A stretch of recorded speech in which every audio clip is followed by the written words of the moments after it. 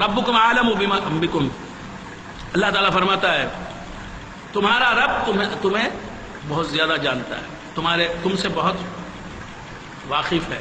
ان یشاء یرحمکم او ان یشاء یعذبکم، اگر وہ چاہے تو تم پر رحم کرے گا اور اگر چاہے تو تمہیں عذاب میں مبتلا کرے گا، اس کی مشیت پر بات ہے، اس کا ارادہ اسے کہتا ہے کہ تمہیں بخش دے تو تمہیں بخش دے گا، اس کے ارادے نے کیا ارادہ، اس کے اندر کیا ارادہ ہے نہیں معلوم، تم کو اس نے جہنم میں بھیجنے کا ارادہ کیا ہے تو تم جا کے رہو گے جہنم، اگر جنت میں بھیجنے کا ارادہ کیا ہے تو جنت میں جا کے رہو گے۔ ان یشاء یرحمکم، لیکن رحم کی بات کو پہلے پیش کیا، ان یشاء یرحمکم، اگر وہ چاہے تو تم پر رحم کر دے، او ان یشاء یعذبکم، یا اگر وہ چاہے تو تمہیں عذاب دے۔ تو کون سی بات زیادہ امید دلانے والی ہے؟ اگر وہ چاہے تو ہم پر رحم کرے، اگر وہ چاہے تو عذاب دے، کیوں؟ کیسا؟ وہ کیسا؟ ہاں، رحم کا ذکر مقدم ہے، پہلے رحم کا ذکر کیا، بس اس کی رحمت اس کے غضب پر غالب ہے، اس لیے تقاضا جو اس کے رحم کا ہے وہ امید، اس کی رحمت کی امید کرنا، اس کی رحمت کا تقاضا، اس کے غضب کا کیا تقاضا ہے، مطالبہ ہے، خوف۔ اللہ فرماتا ہے میری رحمت میرے غضب پر غالب ہے، تو اگر ہم یہ سننے کے بعد بھی کہ اللہ تبارک و تعالیٰ کی رحمت اس کے غضب پر غالب ہے،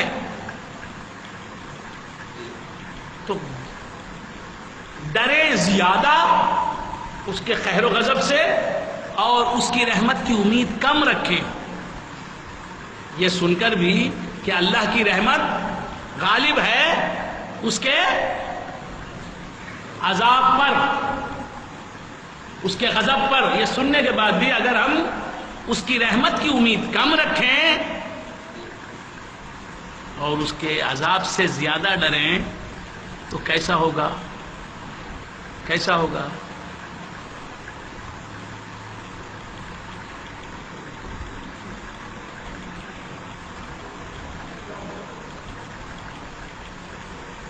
حماقت ہوگی، کیا ہوگی؟ حماقت، حماقت نہیں، حماقت یعنی احمق ہیں ہم۔ وہ بول رہا ہے میری رحمت میرے غضب پر غالب ہے، یہ سن کر مان کر بھی ہم اللہ کے قہر سے زیادہ ڈریں اور اس کی رحمت سے امید کم رکھیں تو ہم کیا ہیں؟ کیا ہیں؟ بے وقوف ہیں، بے وقوف ہیں، بے وقوف ہیں، یہی صوفیہ کہتے ہیں۔ خشیت زیادہ حلق ہے اور ارتقاب کم، جسے اللہ کے غضب سے ڈر زیادہ ہے، اللہ کی رحمت سے امید کم ہے، وہ پاگل ہے، وہ چمن۔ خشیت زیادہ حلق ہے اور ارتقاب کم، تو یہ تعلیم کی بات ہے، تعلیم بولتے نہیں، تعلیم ہی تو بولتے ہیں ہم، اور کیا بولتے ہیں؟ طریقت کی بات۔ تو اس کی رحمت کی امید اور اس کے غضب سے ڈر، دونوں برابر برابر رہنا، دونوں برابر برابر رہنا زندگی میں، مرتے وقت کو تب بھی برابر رہنا ہے۔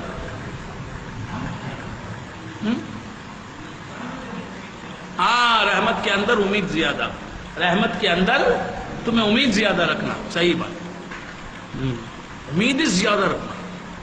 ہاں،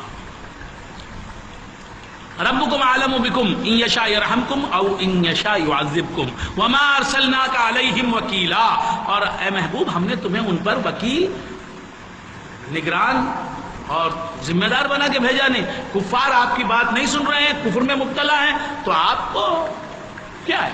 آپ کو کچھ مواخذہ، آپ کوئی ذمہ دار نہیں ہے۔ آپ کا کام بس پیغام سنا دینا ہے. وَرَبُّكَ أَعْلَمُ بِمَنْ فِي السَّمَاوَاتِ وَالْأَرْضِ.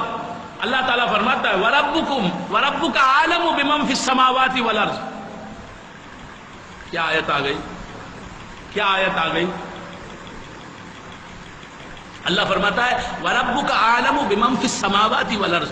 اور اے محبوب تمہارا رب زیادہ جانتا ہے. عالم کا لفظ نہیں، اعلم. وَرَبُّكَ أَعْلَمُ بِمَنْ فِي السَّمَاوَاتِ وَالْأَرْضِ وَأَمَّا بِنِعْمَةِ رَبِّكَ فَحَدِّثْ. اے محبوب اپنے رب کی نعمت کا بیان کرو. ارے ماشاءاللہ کیا بات کہی آپ نے، کیسی تقریر رہی، کیا نکات آج سنے، جو آج بات سنی پہلے نہیں سنی تھی. ہاں یہ وَرَبُّكَ أَعْلَمُ بِمَنْ فِي السَّمَاوَاتِ وَالْأَرْضِ. اور اے مصطفیٰ تمہارا رب جانتا ہے، زیادہ جانتا ہے، تمہارا رب زیادہ جانتا ہے. بِمَنْ فِي السَّمَاوَاتِ وَالْأَرْضِ.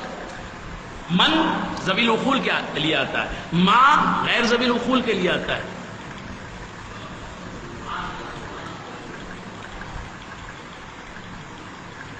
من ذوی العقول کے لیے آتا ہے، ما غیر ذوی العقول کے لیے آتا ہے. ذوی العقول عقل رکھنے والے. من جاندار چیزوں کے لیے آتا ہے، عقل رکھنے والے اور جاندار چیزیں جو ہیں ان کے لیے آتا ہے من. اور ما عقل رکھنے والی اور جاندار جو چیزیں نہیں ہوتی نا ان کے لیے آتا ہے. یہاں اللہ فرماتا ہے اور اے محبوب تمہارا رب زیادہ جانتا ہے ان ذوی العقول چیزوں کو جو آسمانوں اور زمین میں ہیں. آسمانوں میں اور زمین میں، آسمانوں میں اور زمین میں کیسی کیسی جاندار مخلوقات ہیں، ذوی العقول مخلوقات ہیں آسمانوں میں اور زمین میں. تمہارا رب زیادہ جانتا ہے. ہم اللہ کی زمین ہی میں کیا کیا مخلوقات ہوں گی جو ذوی العقول بھی ہوں گی، لیکن ہم جانتے نہیں جانتے. زمین میں جتنی بھی مخلوق ہے ہم جانتے، جو بھی پرسنالٹیز ہیں، جتنی بھی پرسنالٹیز ہیں، جتنی بھی ہستیاں ہیں، جتنی بھی شخصیتیں ہیں ہم جانتے.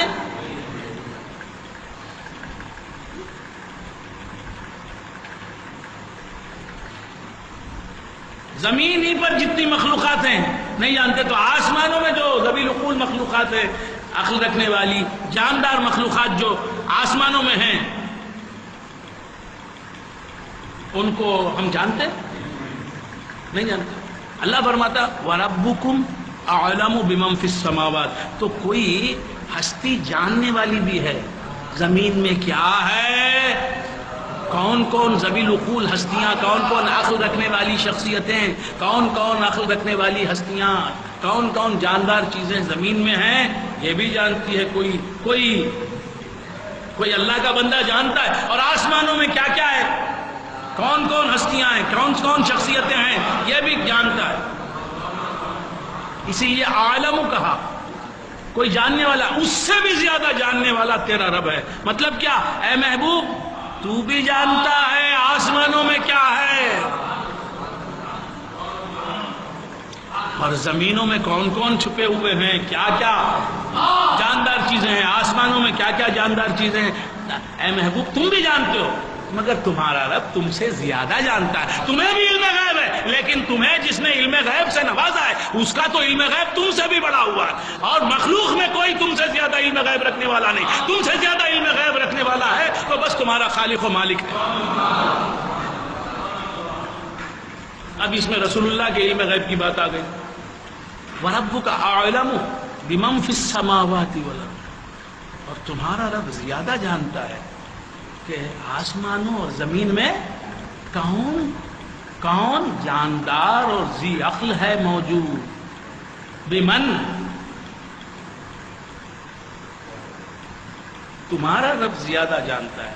سب جانتے ہیں کہ آسمانوں میں بھی اور زمینوں میں بھی بہت سی مخلوقات ہیں، تمہارا رب زیادہ جانتا ہے. یہ جاننا ہوا، زیادہ جاننا،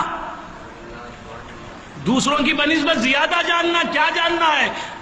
بِمَنْ فِي السَّمَاوَاتِ وَالْأَرْضِ، آسمانوں میں جتنی بھی ذی عقل مخلوق ہے، ذی روح مخلوق ہے، جاندار مخلوق ہے، عقل رکھنے والی مخلوق ہے، وہ سب تعینات ہیں. ان تعینات میں مصطفیٰ کا نور انہیں چمک رہا ہے. ارے جبرائیل کہاں ہے؟ اسرافیل کہاں ہے؟ اسرائیل کہاں ہے؟ میکائیل کہاں ہے؟ عرش کہاں ہے؟ لوح کہاں ہے؟ قلم کہاں ہے؟ کرسی کہاں ہے؟ یہ سب تعینات ہیں. ان پردوں میں کون جلوگر ہے؟ ان آئینوں میں کون جلوگر ہے؟ ایک تعین ہے، ایک مظہر ہے جسے جبرائیل کہتے ہیں، ایک مظہر مصطفیٰ ہے، نور مصطفیٰ کا ایک مظہر ہے جسے میکائیل کہتے ہیں، اسرافیل کہتے ہیں، اسرائیل کہتے ہیں. ارے حاملان عرش ان کے تعینات ہیں. سب تعینات میں تیرا رب جانتا ہے محبوب تیرے سوائے کون جلوگر ہے. یہ سب آئینے ہیں، ان میں پڑھتا ہوں تو محبوب تیرے ہی حسن و جمال کا ہے.